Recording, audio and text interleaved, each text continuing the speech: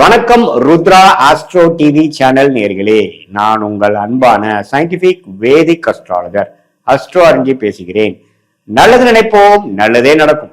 இந்த வீடியோவில் நம்ம என்ன பார்க்க போறோம்னா, கும்பராசிக்காரர்களுக்கு 2026 எத்தகைய ஒரு ஆண்டாக இருக்க போகிறதுங்கிறது சயின்டிபிக் வேதிக் அஸ்ட்ராலஜி முறையில அறிவியல் சார்ந்த ஜோதிட கருத்தை நோக்கி எப்படி நம்மளுடைய போன ஜென்மத்தில் செய்த நம்ம பாவ புண்ணியங்கள் இந்த ஜென்மத்தில் சாதகமான சம்பவங்களாகவும் சாதகமற்ற சம்பவங்களாகவும் உருவெடுக்கிறது. அதுக்கு நம்ம ஆண்டு கிரகமாகிய குரு, சனி, ராகு, கேதுகள் இருக்கக்கூடிய சஞ்சாரங்கள் கும்பராசிக்காரர்களுக்கு எப்படி ஒரு தாக்கத்தை அடுத்த வருடம் கொடுக்க போகிறது, எதை நோக்கி நம்ம வாழ்க்கை நகரப்போகிறது, எது மாதிரி ஒரு டெம்ப்ளேட்ல போகுதுங்கிறத நம்ம பரிகாரங்கள் மிகைப்படுத்தி பார்ப்பது அதெல்லாம் பண்ணாமல் உள்ளது உள்ளவாறு நாம ஒரு அறிவியல் சார்ந்த அடிப்படையில சயின்டிபிக் வேதிக் அஸ்ட்ராலஜி முறையில துல்லியமாக அந்த கும்பராசியோட பொது பலன் நம்ம பார்க்க போறோம்.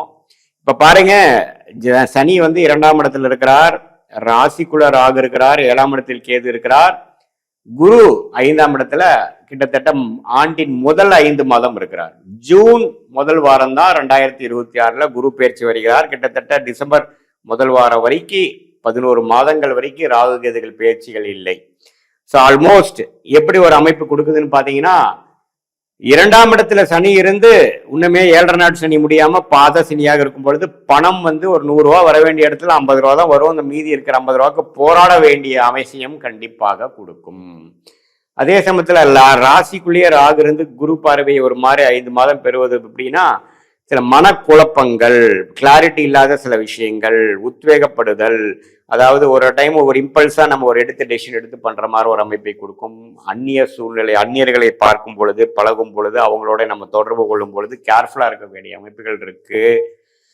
நம்ம பழகக்கூடிய அன்றாட கொலீக்ஸா இருந்தாலும் சரி, கஸ்டமர்ஸா இருந்தாலும் சரி, அசோசியேட்ஸ், குடும்பத்தினர் யாரா இருந்தாலும் கொஞ்சம் கேர்ஃபுல்லா நாம டீல் பண்ணணும். அந்த நேரத்துல பெரிய பேக்ரவுண்ட் செக் இல்லாமல் நாம ஏதோ ஒரு பழக்கத்துல ஏதோ ஒரு விஷயத்த நம்ம தெரியாம நம்ம ஸ்ட்ராங்கா போயிட்டோம்னா அது ஒரு பாதிப்பை கொடுக்கக்கூடிய அமைப்புகள் இருக்கு. ஸோ எல்லாமே நீங்க யாரோட பழகுறீங்க, யாரோட சேர்றீங்க, என்ன மாதிரி விஷயங்கள் பண்ண போறீங்கிறதெல்லாம் நீங்க மீட் பண்ணக்கூடிய நபரை தெரிந்து பழகி பக்குவமாக கவனத்துடன் நீங்க செய்யணும்.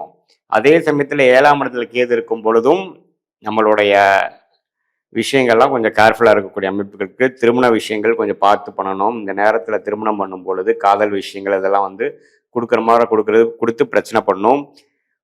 அந்நியர்களோட பழகும் பொழுது கேர்ஃபுல்லாக இருக்கணும். குடும்பத்தில் ஆல்ரெடி இருக்கிறவங்க கணவன் மனைவிக்குள்ளேயே சில பிரிவுகள், சில மனஸ்தாபங்களாக வரக்கூடிய அமைப்புகள் இருக்கு. அதுலேயும் கொஞ்சம் கேர்ஃபுல்லாக இருக்கணும்.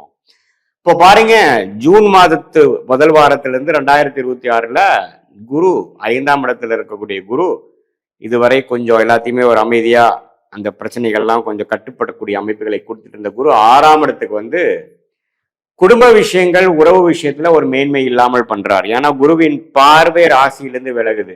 ஆனா நீங்க வியாபாரம், வேலை விஷயமாக அதிகமாக உழைக்கக்கூடிய அமைப்பு, பணவரவு அதிகமா இருக்கும். லோன் வாங்கி அபிவிருத்தி பண்றது, லோன் வாங்கி வசதிப்படுத்திக்கிறது, வண்டி வாகனத்தை அப்கிரேட் பண்ணிக்கிறது, வீடு வசதிப்படுத்திக்கிறது, இடம் வாங்குறது, வெளிநாடு போகிறது, குடுக்கல் வாங்கல்ல நிறைய பண்றது, ஷேர் மார்க்கெட் இன்வெஸ்ட் பண்றதுன்னு பெரிய ரிஸ்க் எடுக்கக்கூடிய அமைப்புகள் பண்ணி நம்ம அன்றாட வேலையில குடும்பத்தை கவனிச்சுக்கிறது, அது மாதிரி விஷயத்துல எல்லாம் கொஞ்சம் குறைபாடுகள் வரக்கூடிய அமைப்புகள் உண்டு. ஸோ ஜூன் மாதத்துக்கு அப்புறம் பாத்தீங்கன்னா வம்பு வழக்கல் கேர்ஃபுல்லா இருக்கணும், உடல் உபாதைகள் கேர்ஃபுல்லா இருக்கணும்.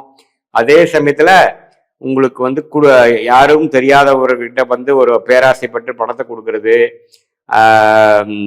யாருக்கோ போய் கேரண்டி நீங்க எடுத்து நீங்க பண்றது, அதே சமயத்துல தெரியாத ஒரு நபர்கிட்ட நீங்க வர்த்தகம் பண்ணி ஒரு பணமே வாங்காம ஒரு பொருள் அனுப்பி மாட்டிக்கிறது, அது மாதிரி சில விஷயங்கள்லாம் நடக்கிறதுக்கு வாய்ப்பு உண்டு. ஸோ கும்பராசிக்காரங்கள் ஓரளவுக்கு கவனமாக இருக்க வேண்டிய ஒரு ஆண்டாக 2026 இருக்கு. ராகு ராசிக்குள்ள இருக்கிறார், கேது 7ஆம் இடத்துல இருக்கிறார், குரு 6ஆம் இடத்துக்கு போறார். அதே சமயத்துல சனி 2ஆம் இடத்துல இருக்கும் பொழுது எல்லா விஷயங்களும் கொஞ்சம் கேர்ஃபுல்லா தான் இருக்கணும். என்னதான் உங்களுடைய ஜென்மசனி 2023 24 முடிந்திருந்தாலும் இன்னுமே பாத்தீங்கன்னா ஒரு வருடத்துக்கு கொஞ்சம் கேர்ஃபுல்லா இருக்கக்கூடிய அமைப்புகள் உண்டு. பட் இருந்தாலும் பணவரவுக்கு குறைச்சல் இருக்காது, குடுக்கல் வாங்கல் நல்லா இருக்கும், லோன் ஈஸியா கிடைக்கும், அது மூலமா அபிவிருத்தி பண்ணிக்கலாம். உங்களுடைய ஜென்ம ஜாதகத்துல வந்து நல்ல ஒரு அமைப்புகள், நல்ல தசாபுக்திகள் போய் கொண்டிருக்கும் பொழுது லோன் மூலமாவே நம்ம வந்து வசதி ஆயிக்கிறது, கடன் மூலமாக ஜெயிக்கிறது, அபிவிருத்தி ஆகிறது, லாபம் பெறுவது, பெரிய லெவல்ல போகிறது அப்படிங்கிற மாதிரிலாம் அமைப்புகள் இருக்கு. கூட்டு தொழில் இருக்கிறவங்களுக்குலாம் நல்ல ஒரு அமைப்பு வருது. ஸோ ஓரளவுக்கு மிக்சடான ட்ரெண்ட் உள்ள அமைப்பு. வெளிநாடு எதிர்பார்க்கிறவங்களுக்கு வெளிநாடு போகக்கூடிய அமைப்பு, விசா கிடைக்காம இருக்கிறவங்களுக்கு விசா கிடைக்கிற அமைப்பு, ஹையர் ஸ்டடீஸ்க்காக போகக்கூடிய அமைப்பு, வெளிநாட்டில் இருக்கிறவங்க இன்னொரு நாட்டுக்கு டிராவலிங் போகக்கூடிய அமைப்பு, இது எல்லாமே கொடுக்கக்கூடிய அமைப்பு வந்து கும்பராசிக்காரருக்கு 2026 முழுக்க இருக்கு. குறிப்பா சொல்லணும்னா ஜூன் மாதத்துக்கு அப்புறம் இன்னும் அதிகமாக அது இருக்குது.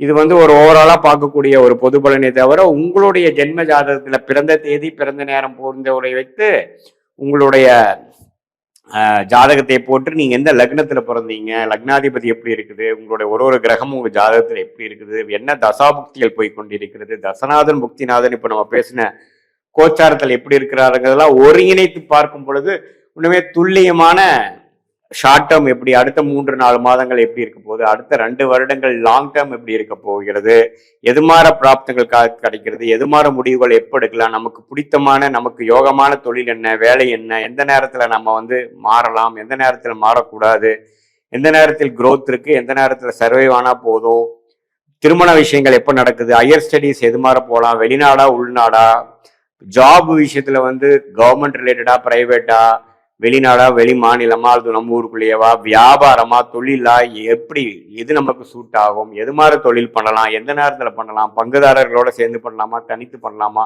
இது எல்லாமே நம்ம ஜாதகத்துல வந்து என்ன மாதிரி கர்ம பலன் வந்து இருக்குதுங்கிறது துல்லியமாக சயின்டிபிக் வேதிக் அஸ்ட்ராலஜி முறையில பார்த்து எந்த விதத்தையும் மிகைப்படுத்தாமல் உள்ளது உள்ளவாறு பார்த்து அதுக்கு தகுந்த மாதிரி ஒரு கிளாரிட்டி எடுத்து நம்மளுடைய பிராப்தங்களை தெரிந்து கொண்டு தேவையற்ற விஷயங்களை, தேவையற்ற திட்டங்களை, தேவையற்ற முயற்சிகளை தவிர்த்து தேவையான விஷயங்கள், நம்மளுடைய பிராப்தம் என்னவோ, நம்மளுடைய யோகம் என்னவோ, நம்மளுடைய கர்மா என்னவோ, அதுக்கு தகுந்த மாதிரி டைரக்ஷன்ல திசையில போகும்பொழுது தேவையற்ற சமய விரயம், தேவையற்ற பொருள் விரயத்தை தவிர்த்து எளிதில் எதிர்நீச்சல் போடாமல் நம்மளுடைய வாழ்க்கையில நம்மளுடைய பொட்டன்ஷியல் என்ன, நம்மளுடைய குறிக்கோள் என்னங்கிறத தெரிந்து நம்ம ஈஸியா நம்ம அந்த திட்டங்களை தெரியுமானால் எளிதில் வாழ்க்கையில் வெற்றி பெறலாம். சயின்டிபிக் வேதிக் அஸ்ட்ராலஜியே பார்த்தீங்கன்னா எப்பப்போ நமக்கு கிளாரிட்டி தெரியலையோ, எப்போ நமக்கு என்ன பண்றதுன்னு தெரியலையோ, எப்படி நீங்க ஒரு இடத்துக்கு போகும்பொழுது உங்களுக்கு ரூட் தெரியாதப்போ நீங்க கூகுள் மேப் பாக்குறீங்க, தெரிஞ்சுக்கிறீங்க எவ்வளவு டிஸ்டன்ஸ்ல இருக்குது,